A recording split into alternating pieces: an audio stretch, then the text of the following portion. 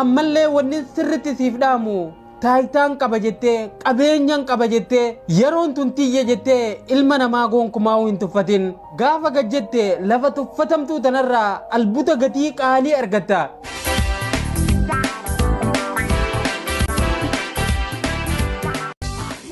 taatahu anaatu si caalaa ati ammoo anaa gadi ilaalcha jedhu if keessaa dhiqe ani waan hin barbaadu hundaan milkaa'eetiin jira jireenya kiyyanaaf guutee jira jettee ilma namaa hin tuffatin atis bar kaleessa nama hin milkaa'in tokko turte hanga feete nama jabaa yoo taate rakkoo meeqa keessa dabartee akka as geesse gonkumaa hin dagatin ati bar kaleessa nama hanqina hedduu qabu tokko turte arrallee sitti mul'anne malee hanqina guddaadha qabda. arra duroometiin jira jettee hiyyeessa hin tuffatin arra yoo sadarkaa guddorra geessallee kaleessa hiyyeessa turte addunyaan fiixesse gana maatii jaa oromoo yeroo mammaaqu boru ammoo hiyyeessa nama arraan tanaati tuffattu kana gajjiru ta'uu dhabuu keetiif wabii tokkollee hin qabdu beeki ani diyaaspooraadha jetteetis nama hin tuffatin kaleessa akkuma namoota arraan tanaati tuffattuu kanatti biyya hiyyeettii keessa waliin jiraachaa turte biyya ati jirtuutu jijjiirame. dhageeffadhu sirritti eessaa'u warri diyaaspooraa fi nyaatanii nama tuffattan warri qabeenya argatanii nama tuffattan keessatti of laali daawwitii laawwan keessatti of laali dhageeffadhu ilaalcha tuffiirraa fagaadhu kunoo ilaalammaas dhageeffadhu. bar ati kanuma kaleessaa sanii waan ati nyaattu fi waan ati uffattuutu jijjiirame malee maalummaan kee isuma gaafa biyya jirtu sani diyaaspooraa taatee biyya alaa jiraachuun ammoo carraadha malee beekumsallee miti tana quba qabaadhu akkuma carraan kee biyya ati arraan tana jirtu tana si buusetti isa ati tuffattu kanas carraa isaatu biyya amma inni jiraatu tanatti isa hambise boroo ammoo carraan sii fi isa bakka wal jijjiiruu danda'a tana jabeessi sirritti naa qabadhu beekamtii argadhe beekameetiin jira jettee gonkumaa'uu nama hin tuffatin atilleen akkuma nama kamittuu kaleessa beekamtii fi beekumsallee kan hin qabne akka dhageeffadhu nama hedduu nama gorsa dhageeffadhaa keessattiif laala namoonni ilaalcha tuffii namaaf qabdan namoonni qabeenya argatanii nama kabajan namoonni anaaf beekumsa qabatanii kabajan saniifuu sirritti irratti xiyyeeffadhaa dhageeffadhaa barumsa hedduuf keessaa qaba.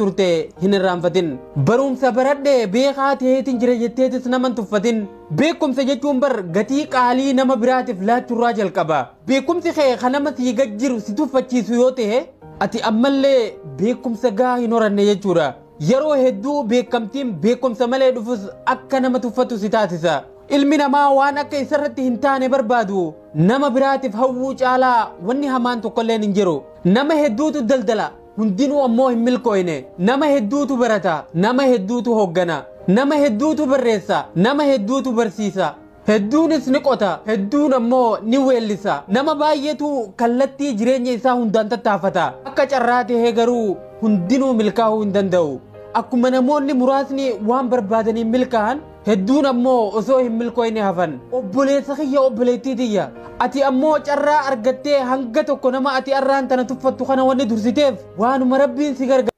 dhageesse namoonni anaatu bu'aa beekeettan keessattiif laala kanaatti heddummaata gaa namni keenya wal beeyna takka takkatti naman tuffatina namoonni tuffatamuun namoota addunyaa tana jijjiiran irraa tokko kanaafuu nama hin tuffatina hanga xumuraatti hordofaa nu hordofaa daawwadha. Gaariifi malee waan ilma namaa hunda caalte fi miti beeki kanaafuu ilma namaa namummaa isaa qofaaf kabajaalaadhuuf wanni tokko kan sirritti beekuu qabdu namoonni addunyaa tana jijjiiran hedduun isaanii namoota tuffatamoodha turan. tarii namni arraan tana ati tuffattu kun si fayyaduudha danda'a karaa ittiin ceetu riqicha jabaa tokko siif ta'uu danda'aati nama hin tuffatin ati dadhabina namaatiif jecha yookaan hanqina inni qabu tokkoof jecha nama tuffachuu dandeessa garuu tuffii meeshaa namoonni dadhaboon dadhabina keessa isaaniitii fi miira hin barbaanne ittiin ofirraa ittisuuf itti fayyadamanidha tuffii wallaalummaa ofii dhoyfachuudhaaf miira namatti agarsiifamuudha wallaala akka beekumsatti agarsiisuuf tuffii meeshaa dandeettii sobaatiin hamilee nama biraa ittiin booji'anidha yeroo mara wanni sirritti qalbeeffachuu qabnu eessatti illee namni nama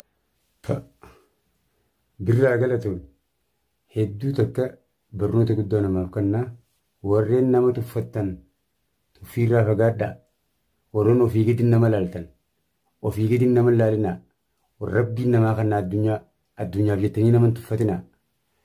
Nuu waa godhaa jettanii nama hin tuffatinaa. Haaliqaan namaa waa godhu.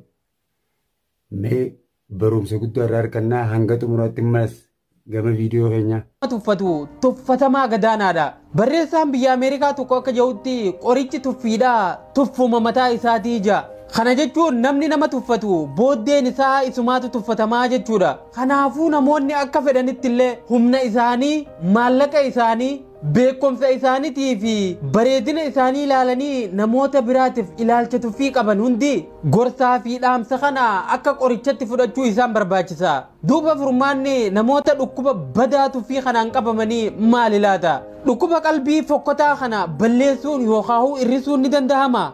Ati hawaanuma xixiqqoodhaan waan nama caalteef nama akka keetii tuffattu sirritti na caqasime. Tuffii keessa kee guutee jiru hir'isuuf jalqaba irratti hanqina kee sirritti hubadhu.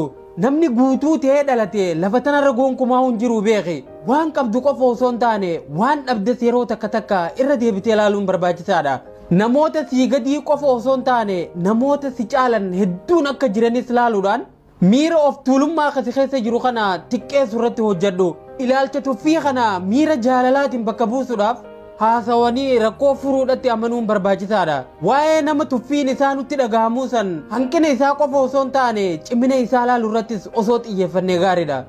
Yoo akka tasaa ciminni isaa nutti mul'atu didellee sababa keenya fi dhiiroo akkana ta'uu malaa jennee haruma gaariitti haa yaannuufi. Nutis kaleessa keenya arraa gad yookaan arraa ol waan tureef kaleessa keenya yaada keessa haa galchinu. Waan silaa tuffannuuf saniif yaada keenya haa kenninu. Gara laafummaadhaan waan nama tokko akka tuffannu nu godhu irra haa waliif dabarru. Ilaalcha madaalawaa ta'e yaada keessa keenya jiru yoon ibsa kattaane miira tuffii kana hir'isuudha dandeenya. Akka dhuunfaa qofatti osoo hin taane akkuma sabattuu hanga irratti qaawwa nu jidduutti banee diina nu dhaansisaa jiru tuffii garaa keessatti nuti waliif qabnuudha. Hanga nuti bakka walii laannuu fi wal dhageeffadhu. Warri ganda kiyya, gosa tiyya, maarree kiyya, amantii tiyyan qabu jettanii nama tuffattan dhageeffadhaa. Barumsa guddaa irraa argachaa jirtanii namni wanti kun hin gorsine ni hongorfamu. Mee hanga xumuraatti nu faana tura ammas. Bajnu laaleetti diinni dhufee mudhii nu kute.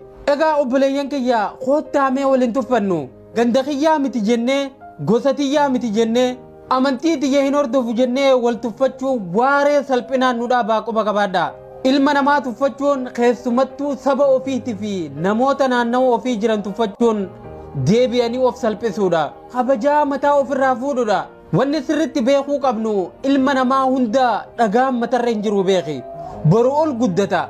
Akka durii fi harka xuritti hin hafanii kan jee mammaaksa Oromooti. Ammallee wanni sirritti siif dhaamu taayitaan qaba jettee qabeenyaan qaba jettee yeroon tun tiyya jettee ilma namaa gonkumaa hin tuffatin. Gaafa gajjette lafa tuffatamtuu tanarraa albuuta gatii qaalii argatta. Dahabni yookaan warqeen biyyee nuti miilan lafatti irra deemnu tana keessaa baabar nama hin tuffatin.